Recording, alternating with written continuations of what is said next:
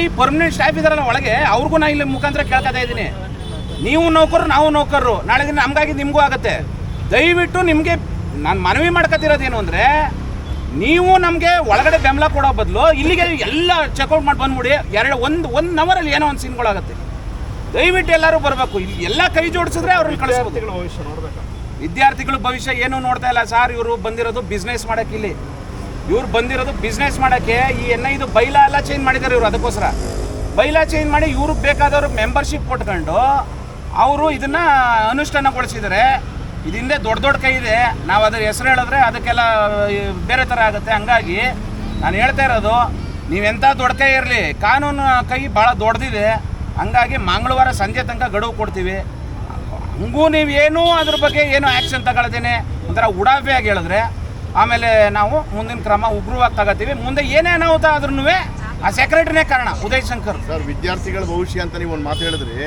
ಆ ಥರ ಭವಿಷ್ಯ ಇಂಪಾರ್ಟೆಂಟ್ ಆಗಿದ್ದರೆ ಸೀನಿಯರ್ ಮೋಸ್ಟ್ ಲೆಕ್ಚರರ್ಸ್ ಇಲ್ಲಿರೋದು 15 ವರ್ಷ 18 ವರ್ಷ ಕೆಲಸ ಮಾಡಿರುವಂಥ ಫ್ಯಾಕಲ್ಟಿಗಳನ್ನು ಫುಟ್ಪಾತಲ್ಲಿ ಕೂರೋಂಗೆ ಮಾಡಿಬಿಟ್ಟು ಈಗ ತಾನೇ ಬಂದಿರೋ ಹೊಸ ಫ್ಯಾಕಲ್ಟಿಗಳನ್ನು ಇವರು ವಿದ್ಯಾರ್ಥಿಗಳ ಭವಿಷ್ಯಕ್ಕೋಸ್ಕರ ಅಪಾಯಿಂಟ್ಮೆಂಟ್ ಮಾಡಿಕೊಂಡ್ರೆ ಅದರಲ್ಲಿ ಅವರ ಆಸಕ್ತಿನ ಗಮನಿಸ್ಬೋದು ಸರ್. ಅದು ಕಾಂಟ್ರಾಕ್ಟ್ 11 ತಿಂಗಳು ಕೆಲಸ ಮಾಡುವಂಥವ್ರನ್ನ ಈ ಥರದ್ದೆಲ್ಲ ಮಾಡ್ತಾಯಿದ್ದಾರೆ ಸರ್. ಈಗ ಇನ್ನೊಂದೇನು ಅಂದರೆ, ಆರ್ಡರ್ ಆಗಿದೆಯಲ್ಲ ಪ್ರಿನ್ಸಿಪಲ್ ಸೆಕ್ರೆಟರಿದು, ಅದ್ರ ಮೇಲೆ ಕೋರ್ಟ್ಗೆ ಹೋಗ್ತೀನಿ ಅಂತಿದ್ದಾರಲ್ವಾ.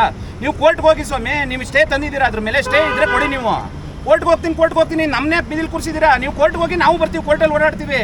ನೀವು ಫಸ್ಟು ಅದನ್ನು ಅನುಷ್ಠಾನ ಮಾಡಿ ಒಳಗೆ ಕರ್ಕೊಳ್ಳಿ, ನಾವು ಒಳಗಡೆ ಓಡಾಡ್ತೀವಿ ಕೋರ್ಟ್ಗೆ. ಈಗ ಆರ್ಡ್ರನ್ನ ಇಂಪ್ಲಿಮೆಂಟ್ ಮಾಡಿಸಿ. ಆರ್ಡ್ರ್ ಯಾರು ಇಂಪ್ಲಿಮೆಂಟ್ ಮಾಡಬೇಕು? ಡೊನಾಲ್ಡ್ ಟ್ರಂಪನ್ನು ಕರ್ಕೊಬರೋಣ? ಡೊನಾಲ್ಡ್ ಟ್ರಂಪ್ ಬರ್ಬೇಕು ಆರ್ಡ್ರ್ ಮಾಡೋಕ್ಕೆ? ನಮಗೆ ಈಗ ಆರ್ಡ್ರ್ ಆಗಿದೆ. ಯಾರು ನೀವು ಸರ್ಕಾರದಲ್ಲಿ ಯಾರಾದರೂ ಇನಿಷಿಯೇಟ್ ತಗೊಂಡು ಮಾಡಿ. ನೀವು ಪ್ರಿನ್ಸಿಪಲ್ ಸೆಕ್ರೆಟರಿ ಭೇಟಿ ಮಾಡಿದ್ರೆ ಸರ್, ಅದನ್ನು ಭೇಟಿ ಮಾಡಿ ಹೇಳಿದ್ದೀವಿ. ಅವರು ಅವಾಗ ಅಪಾಯಿಂಟ್ ಆಗಿರಲಿಲ್ಲ. ಕುಸುಮಾ ಮೇಡಮ್ ಇದ್ದವರು ಅವ್ರು ಟ್ರಾನ್ಸ್ಫರ್ ಆಗಿದ್ದಾರೆ. ಖುಷ್ಬು ಅವರು ಈಗ ಇನ್ನೊಬ್ರು ಬಂದಿದ್ದಾರೆ. ಅವ್ರನ್ನ ಹೋಗಿ ಈಗ ಇನ್ನೊಂದ್ಸಲಿ ಭೇಟಿ ಮಾಡ್ತೀವಿ. ಅವ್ರಿಗೂ ಹೇಳ್ತೀವಿ, ನೀವು ಬೇಕಾದ್ರೆ ಫೋನ್ ಮಾಡಿ ಹೇಳಿ ಅಂತ. ಆರ್ಡರ್ ಕಂಪ್ಲೇಂಟ್ ಕೊಟ್ಟಿದ್ದೀವಿ. ವುಮೆನ್ಸ್ ಕಮಿಷನ್ ಕೊಟ್ಟಿದ್ದೀವಿ. ಮೇಡಮ್ ಬರ್ತೀನಿ ಅಂತ ಹೇಳಿದ್ದಾರೆ 29ಕ್ಕೆ. ಅದು ಆದಷ್ಟು ಇದು ನಾಗಲಕ್ಷ್ಮಿ ಚೌಧರಿ ಮೇಡಮ್ಗೆ ಇಲ್ಲಿಗೆ ಬರೋಕ್ಕೆ ಹೇಳಿದ್ದೀವಿ. ಅವ್ರ ಕೇಸು ಏನಾದ್ರು ಬುಕ್ ಮಾಡಿ ಮೇಡಮ್, ಲೇಡೀಸ್ಗೆಲ್ಲ ತುಂಬ ಹರಾಸ್ಮೆಂಟ್ ಆಗ್ತಿದೆ, ಇಲ್ಲಿ ಕೂತ್ಕೊಂಡು ಆಗ್ತಾ ಇಲ್ಲ, ಧೂಳು ಆರೋಗ್ಯ ಹೆಚ್ಚು ಕಮ್ಮಿ ಆದರೆ ಯಾರು ಜವಾಬ್ದಾರಿ ಅಂತ. ಹಂಗಾಗಿ ಇವ್ರಿಗೆ ಮಾನ ಮರ್ಯಾದೆ ಏನೂ ಇಲ್ಲ. 3 ಬಿಟ್ಟರು ಅವರು ಮ್ಯಾನೇಜ್ಮೆಂಟ್ ಅವರು. ಇಲ್ಲಿ ಬಂದ್ಬಿಟ್ಟು ಬಿಸ್ನೆಸ್ ಮಾಡ್ಕೊಂಡು ನೀವು ಈ ಥರ ಮಾಡ್ಕೊಂಡು ಈ ಥರ ವಿದ್ಯಾರ್ಥಿಗಳು ಭವಿಷ್ಯ ರೂಪಿಸುವಂಥ ಶಿಕ್ಷಕರಿಗೆ ಈ ರೀತಿ ಬೀದಿಗೆ ತಳ್ಳಿದಿರಲ್ಲ. ಹಂಗಾಗಿ ಇದು NIA ಶಿಕ್ಷಕರಿಗೆ ಅಂತಲ್ಲ, ಇಡೀ ಶಿಕ್ಷಕರ ವರ್ಗಕ್ಕೆ ಮಾಡಿರೋಂಥ ಅವಮಾನ ಇವರು. ಇಡೀ ಶಿಕ್ಷಕರು ರಾಜ್ಯಾದ್ಯಂತ ಪ್ರತಿಭಟಿಸಬೇಕಿದೆ. ಈ ಪ್ರಕರಣದಲ್ಲಿ ಬೇರೆ ಸಂಸ್ಥೆಗಳ ನೌಕರರ ಕಥೆಗಳು ಇಷ್ಟೇ. ಹೌದು 100% ವೀಕ್ ಆದರೆ ಬೇರೆ ಇಡೀ ಕರ್ನಾಟಕದಲ್ಲಿ ಎಲ್ಲ ಶಿಕ್ಷಕರ ಕಥೆನೂ ಇದೇ ಆಗುತ್ತೆ ಸರ್.